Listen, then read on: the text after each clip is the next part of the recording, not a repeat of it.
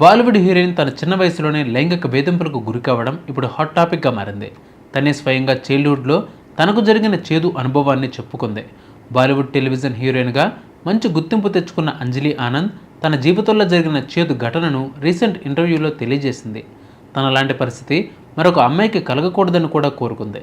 ఇటీవల ఇంటర్వ్యూలో పాల్గొన్న ఆమె 8 ఏళ్ల వయసులోనే ఇలాంటి అసహ్యమైన ఘటనకు గురైందో నిర్మోహమాటంగా తెలియజేసింది.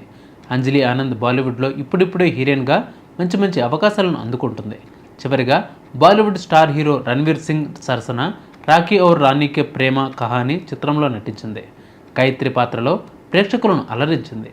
ఇక ఆ తర్వాత బంటిక్కీ చిత్రంలోనే నటించింది. 2017 నుంచి 2024 వరకు టెలివిజన్ సీరియల్స్తో హిందీలో నటించింది.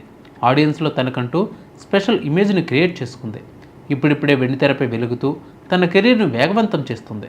ఇక ప్రస్తుతం ఒక క్రేజీ వెబ్ సిరీస్ డబ్బా కార్డెల్ ద్వారా ప్రేక్షకుల ముందుకు రానుంది.